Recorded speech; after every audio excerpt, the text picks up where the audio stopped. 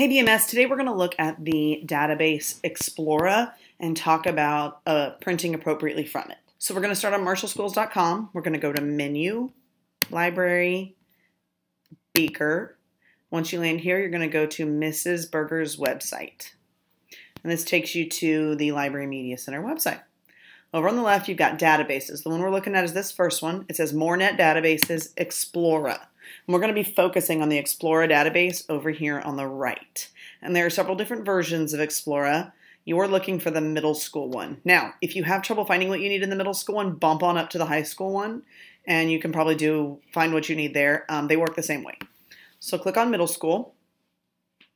We'll wait for it to load. If you are at school, it will automatically come right up. If you're at home, you need the username and password, and those are on the poster by the TV in the library. So if you want to hit pause on this video right now, if you're in the library and use your phone to take a picture of that poster, you probably should do that because you might want to be researching at home. So once you're here, we're going to use this search bar up at the top just like we would Google search.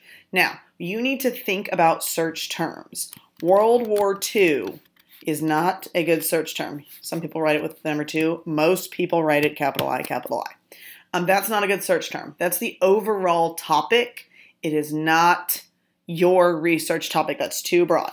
So let's say you are researching Pearl Harbor. Now, once I type it in, you can see all of the suggestions that they give me. They've got attack, effects, aftermath. Addressing the nation, that would be like what the president said after the attack, the bombing. I'm just going to focus on Pearl Harbor attack. So I click that and it pulls up my results. I've got 2,676 articles. Now, why do we use Explora instead of Google? This is a database, which means that the school district, when you're in college, the college, whatever, pays to have access to it. Every single resource on here comes from a trustworthy source. And you'll see in a second how they're also helpful with citations. But everything you find on here is 100% trustworthy, valid, good to go. That's why we use databases. I don't have to do any crap method here. I already know it's all good. Now, in my results, you'll see over here to the left, it narrows it by source type. I have 193 magazines, 74 news articles, 9 books, 1 primary source document, 36 encyclopedias, 5 ebooks. Holy moly, overwhelming. I'm going to go over, I'm going to hit cancel, and I'm going to narrow my results by Lexile range. What that means is reading level. So you know your reading level. If you're more of a 4th, 5th, 6th grade reading level range, you're going to click this 401 to 700.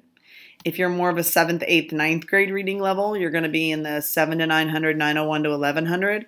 Once you get above 1300, you're reading harder articles. So I would recommend everybody kind of start by checking this box next to the low one and see what's there. You're building your background knowledge as you go. You probably don't know a lot about the attack on Pearl Harbor.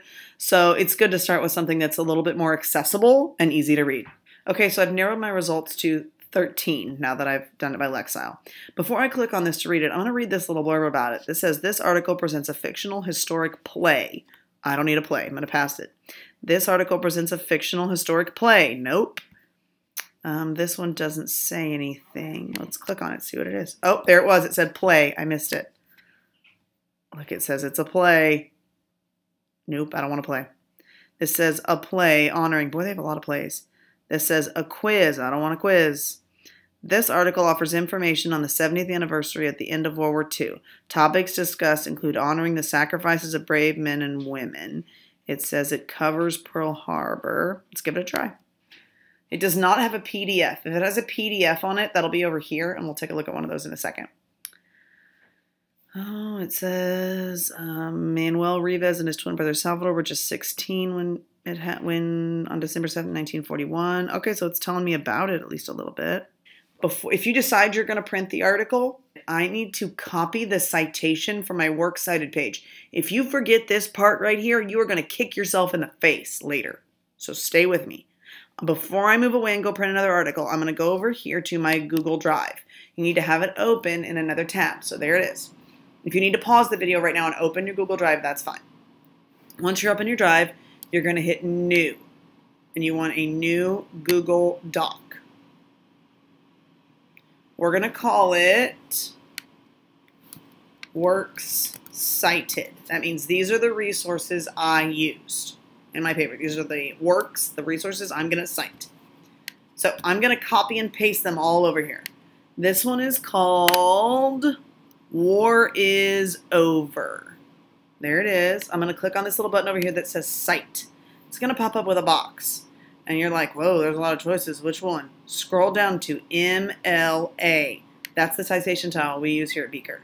And you're going to highlight everything with the author's last name down. It's probably 2 lines. Then you're going to hit on your keyboard, you're going to hit Control-C to copy. You're going to go back to your Works Cited page and hit Control-V to paste. There it is. Notice it's a weird blue.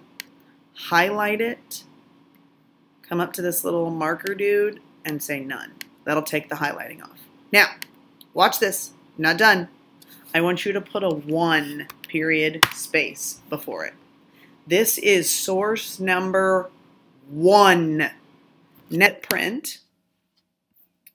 And just hit print. There it is.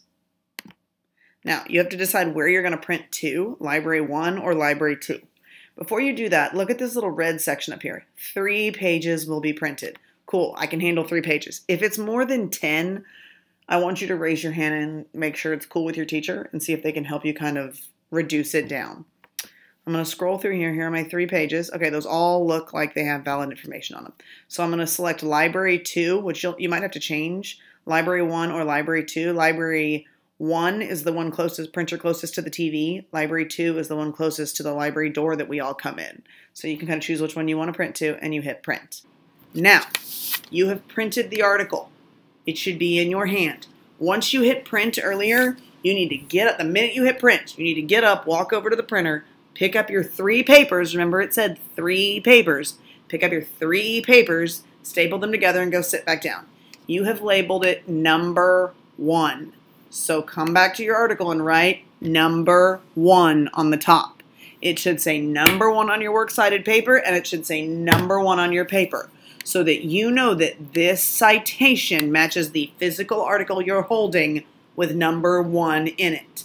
Guys, if you do this right, you don't have to do any work on your works cited. It's done for you at the end of the paper. By the end of the hour today, you should have a stack of articles that are all numbered 1, 2, 3, 4, 5, and those numbers should match this page. If you've made it that far, kids, you are doing a great job.